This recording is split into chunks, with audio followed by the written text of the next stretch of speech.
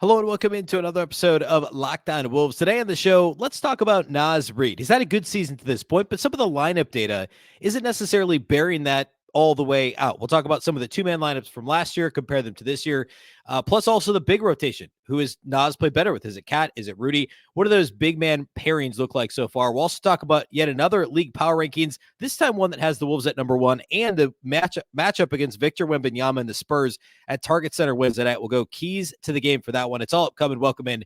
You are Locked On Wolves. You are Locked On Timberwolves, your daily Minnesota Timberwolves podcast.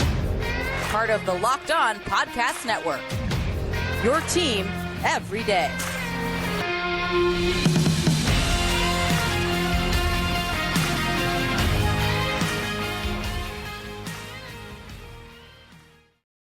Hello and welcome to the Locked On Wolves podcast, part of the Locked On Podcast Network, your team every day. My name is Ben Beecken. I'm the host of Locked On Wolves. Today's episode is brought to you by Game Time.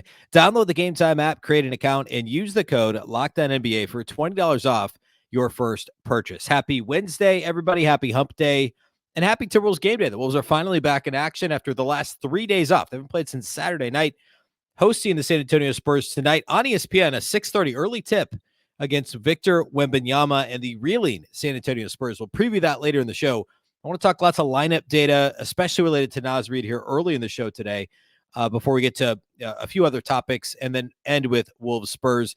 Here off the top, though, a big thank you for making Locked On Wolves your first listen every day. Of course, this show is free and available everywhere, including YouTube, as well as all of your favorite audio platforms. Wherever you like to listen to podcasts, you can find Locked On Wolves. You can also watch on the Locked On Sports Minnesota app on Roku and Amazon Fire TV.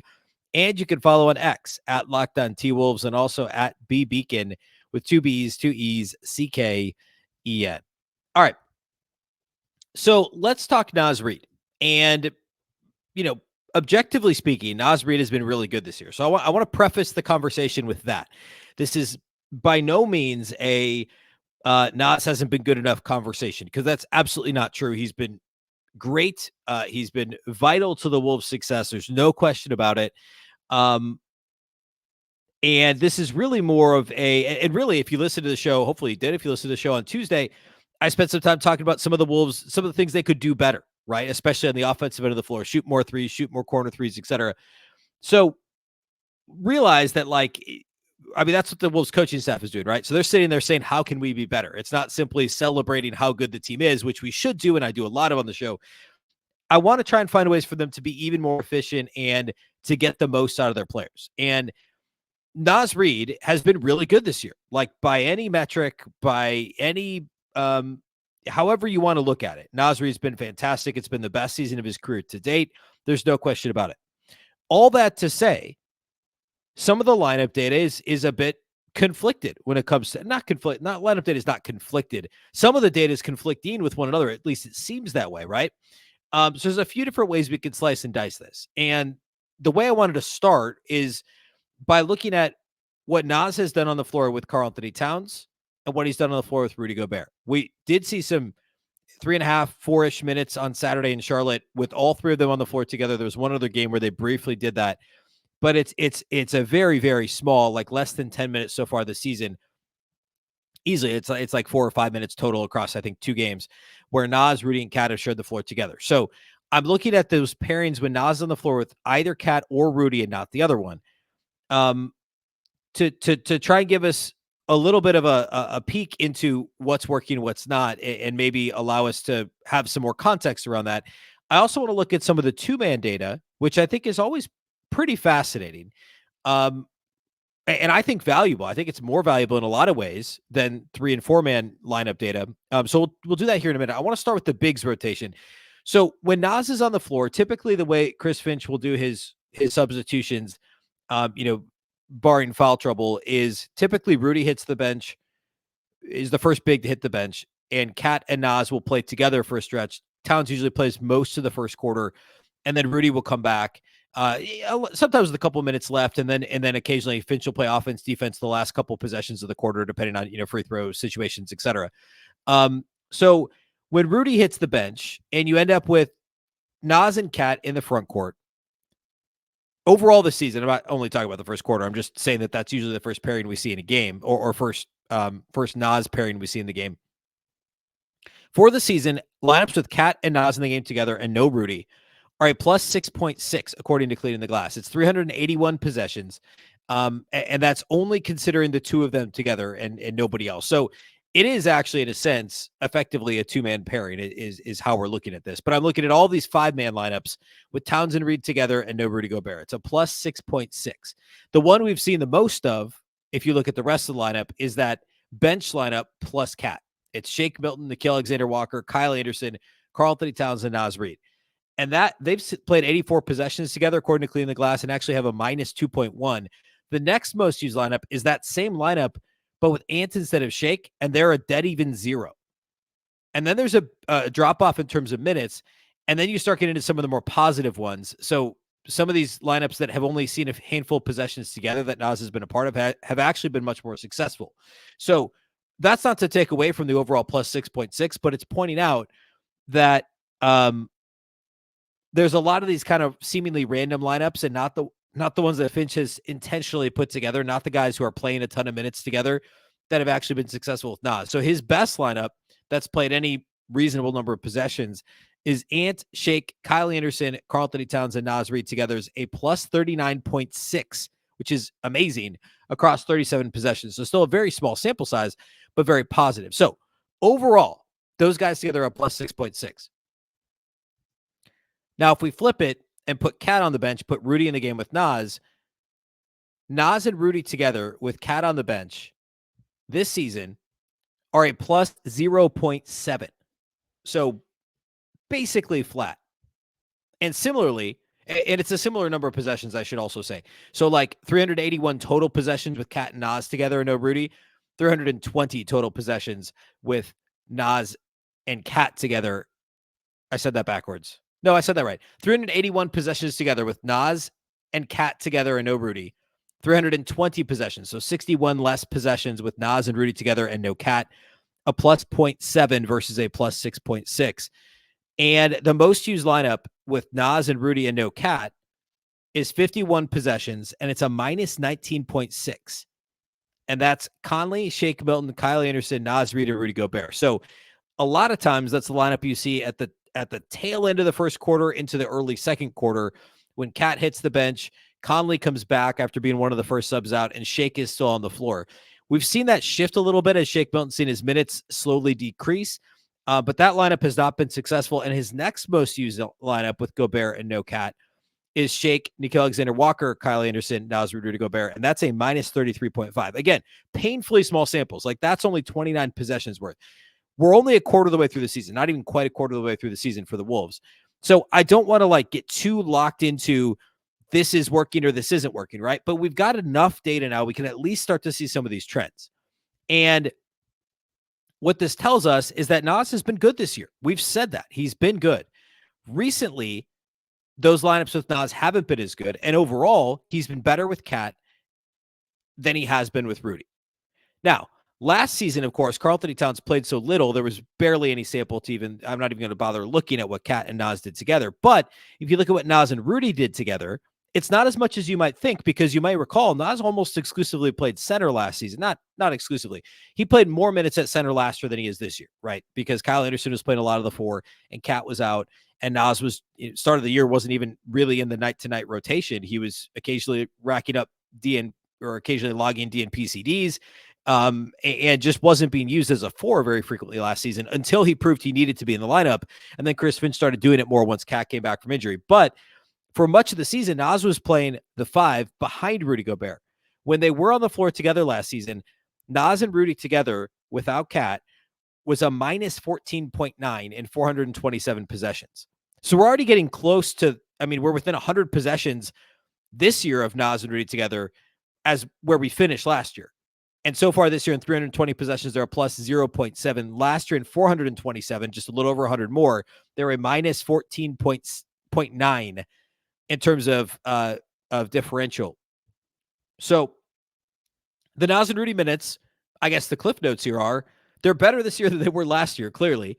But Naz is playing a lot more for this year. And I also think, by the way, a lot of that has to do with Rudy just simply playing a lot better. And then obviously the comfort level plays into that.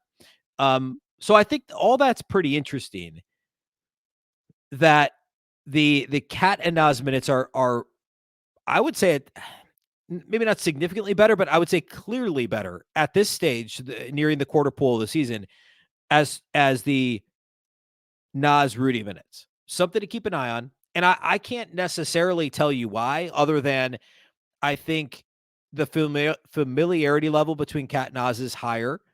And also, those lineups just have, in general, better spacing, which is conducive for Naz, who likes to shoot threes and pump fake and drive, just like Karl-Anthony Towns, right? Those guys have similar games.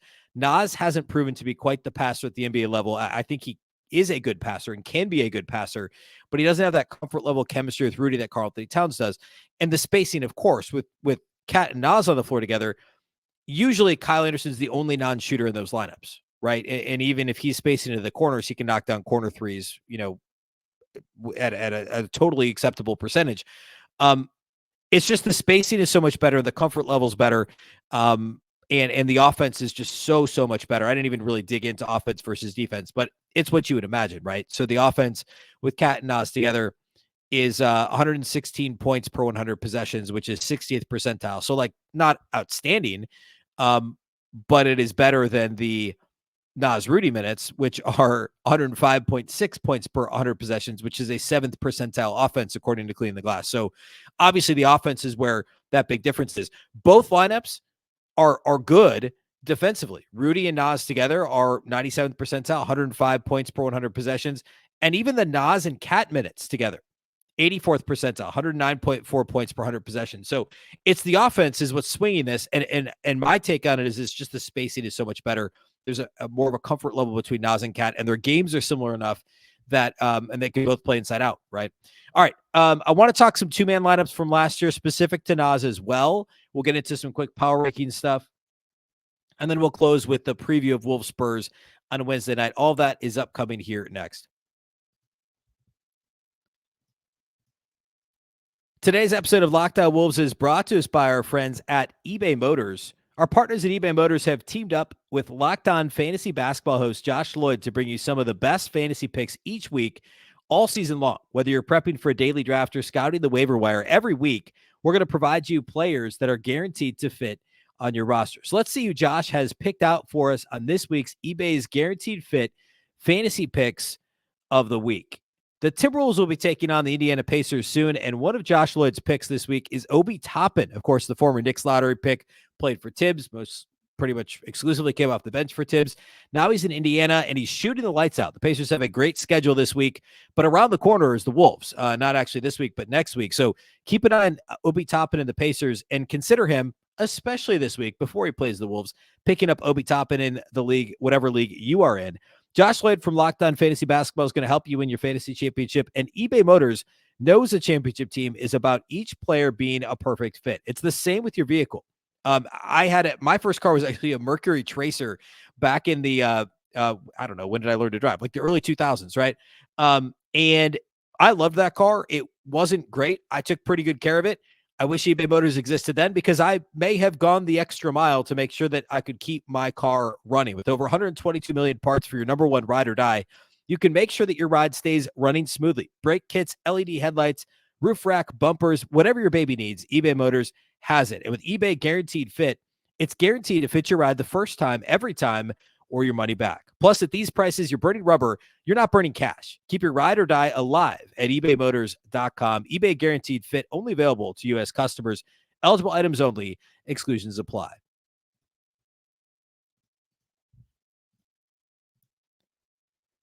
Locked On has launched the first ever national sports 24/7 streaming channel on YouTube. Locked On Sports Today is here for you 24/7, covering the top sports stories of the day with the local experts of Locked On, plus our national shows covering every league. Go to Locked On Sports Today on YouTube and subscribe to the first ever national sports 24/7 streaming channel. All right, continuing the Naz Reid conversation. I looked at some of the two-man lineups from last year, according to NBA.com /stats. I think it's great. a great tool, a great free tool for 2, 3, 4, 5-man lineup data. And I looked at this year's numbers and last year's numbers. This is pretty interesting. So last season, Naz Reid only had one positive 2-man lineup. And I know that may seem as surprising. And I talked about this actually quite a bit in the offseason when I was trying to, I guess, parse whether or not it made sense to bring Naz back. And I was a little apprehensive about the contract the Wolves were going to have to give him. As it turned out, I loved the deal when they got it. When they signed it, I love it now. I think that the value is very good. And obviously it's a tradable contract, et cetera. I said all that back in the offseason. But as I was researching whether or not it made sense to keep Naz, part of my concern was, would they find enough minutes for him?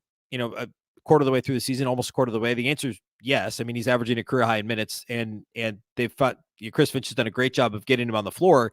And by the way, if we start to see some of these three big lineups, that's just another way to steal a few minutes here and there for Naz.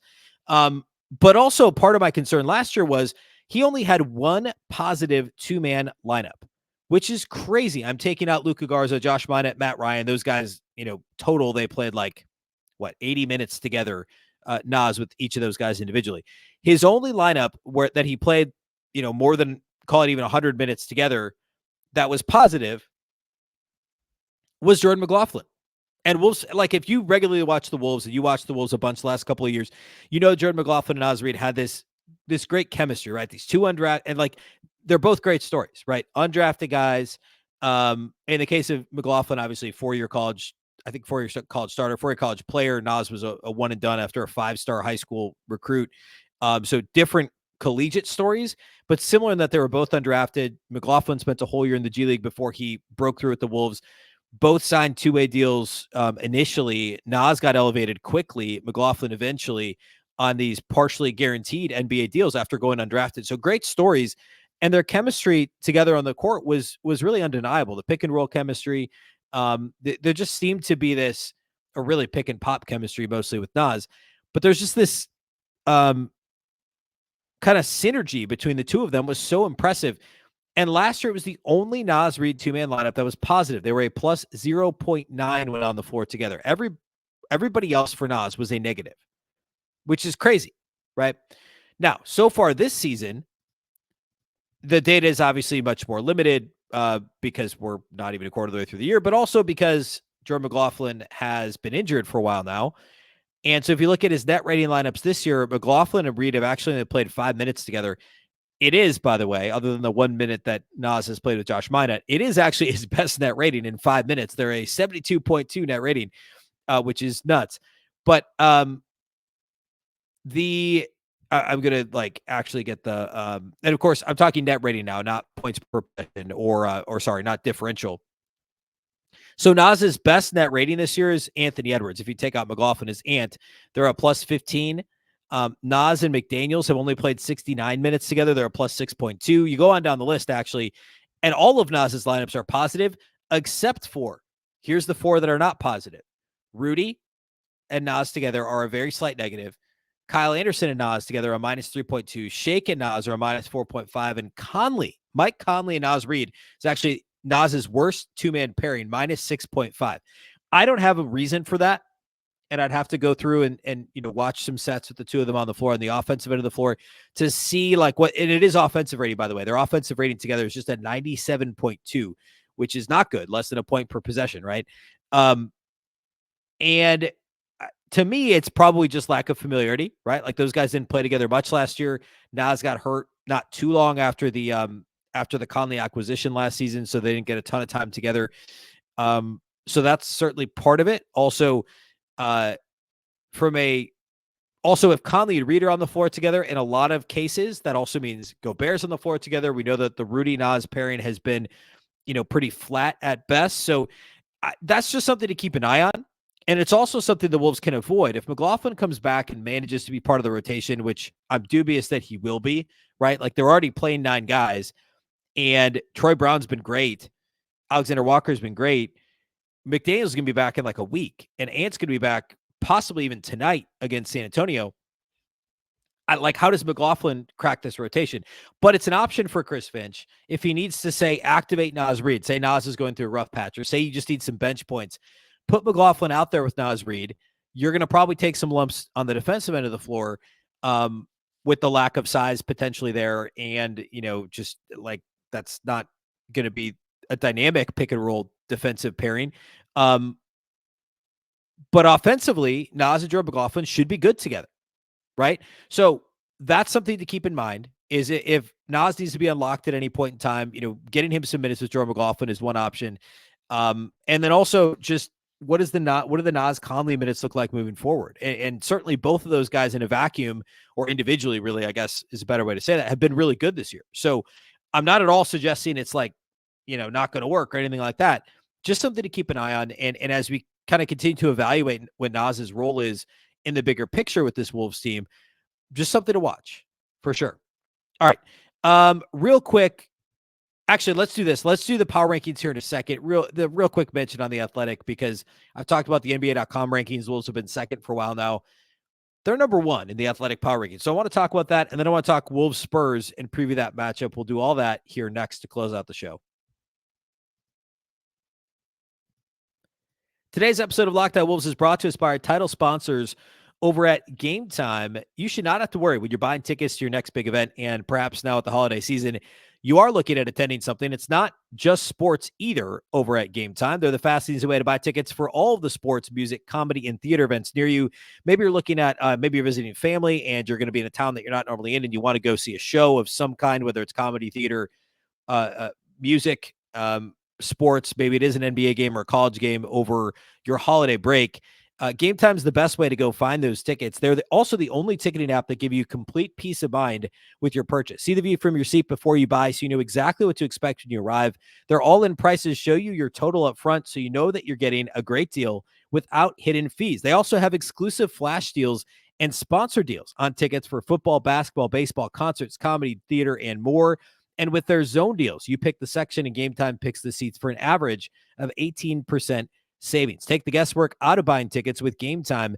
Download the Game Time app, create an account, and use the code LOCKEDONNBA for $20 off your first purchase. Terms apply. Again, create an account and redeem the code LOCKEDONNBA.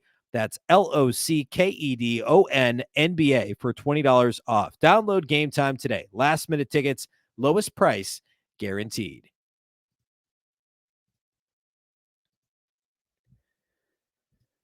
All right, let's check out the Athletic power rankings done by Zach Harper, of course, who covered the Wolves a long time ago for ESPN. But he talks in his power rankings like these are.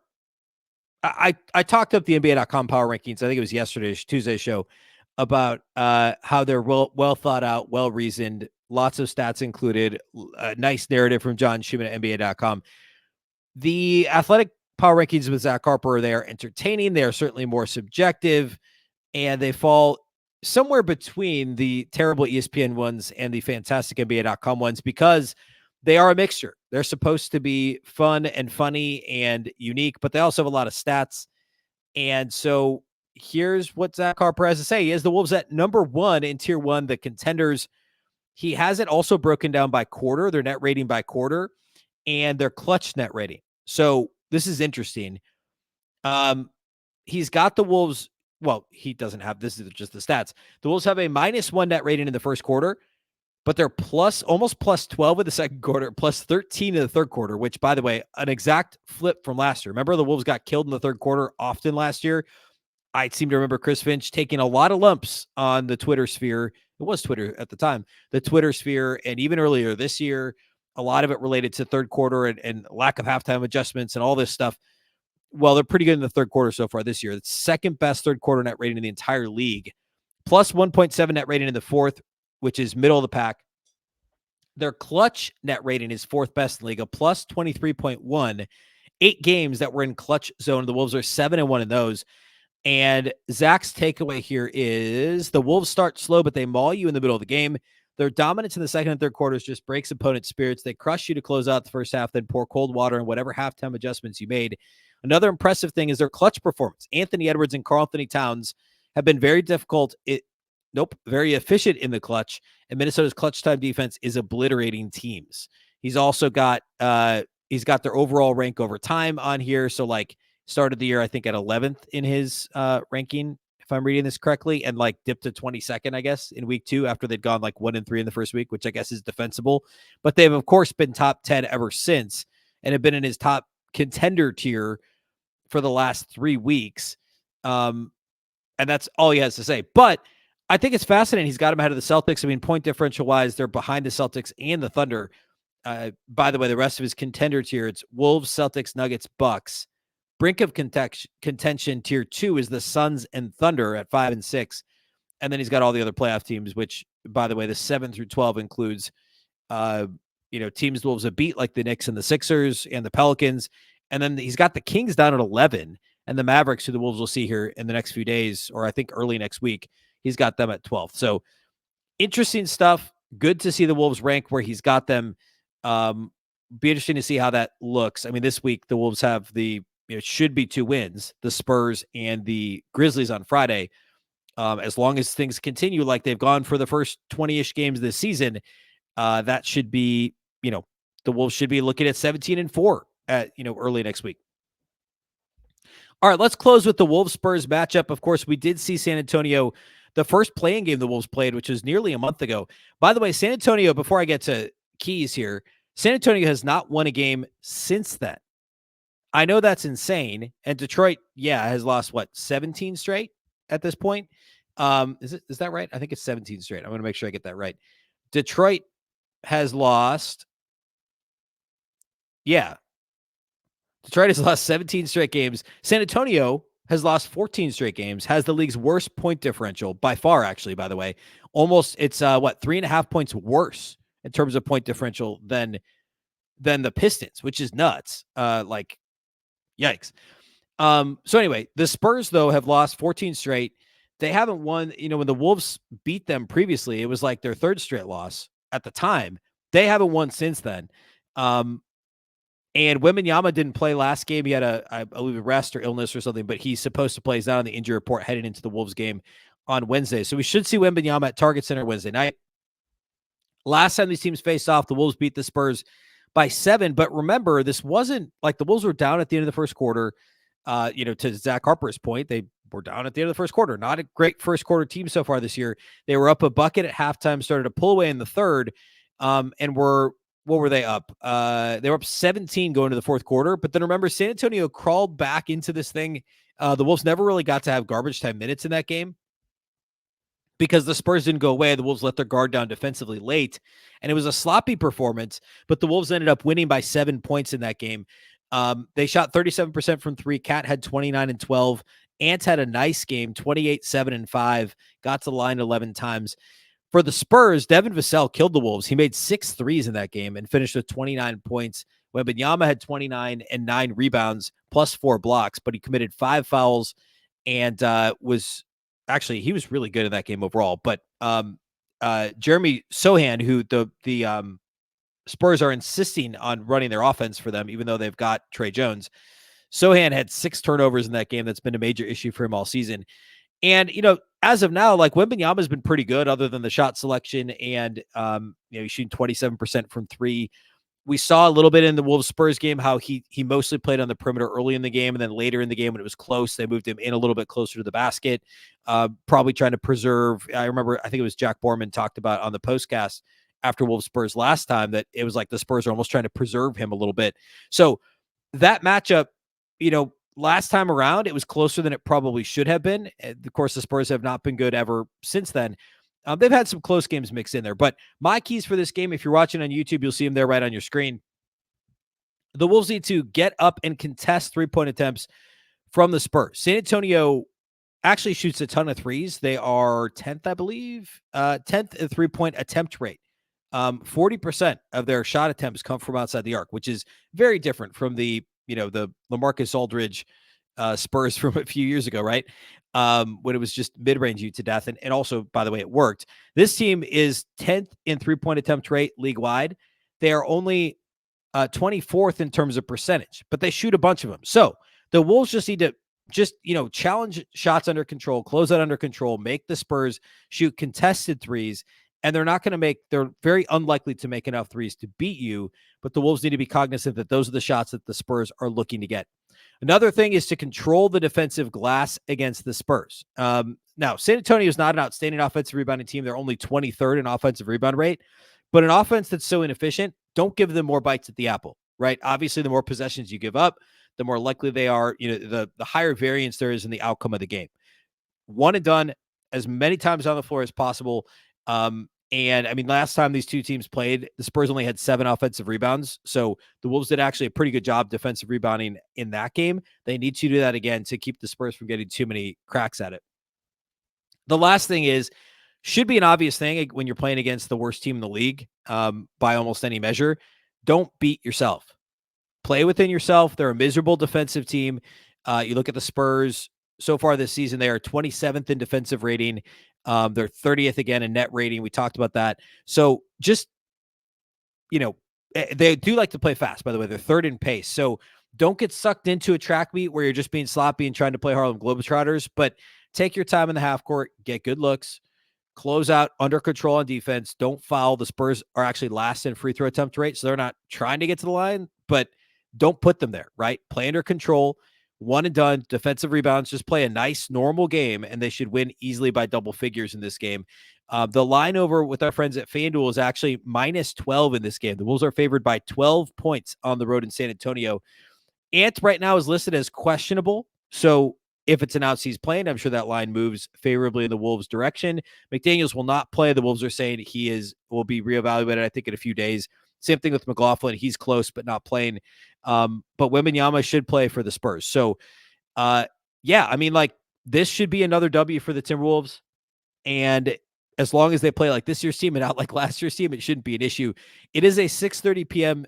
tip because it's on ESPN. So if you're going to Target Center, get there early enough. Otherwise, the game is on ESPN.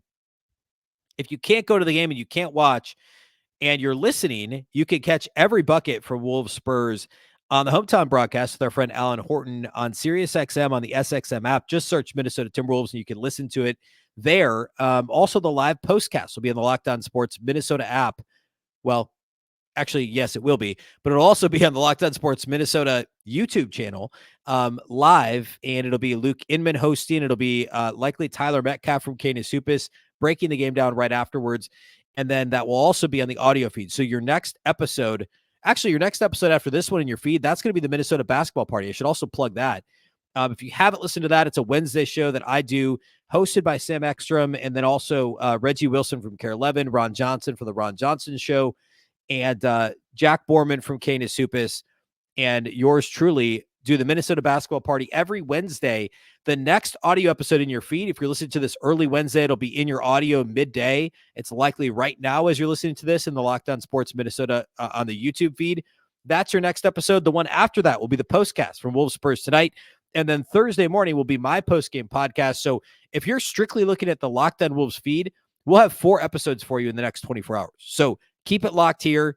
Locked On, of course, Locked On Wolves. Make sure you're following and subscribed wherever you listen to podcasts. And a big thank you for making us your first and second and third and fourth, in the case of today, listen every single day. Of course, this show is free and available everywhere. I mentioned YouTube. Wherever you listen, you can find it. You can also watch on that Locked On Sports Minnesota app on Roku and Amazon Fire TV.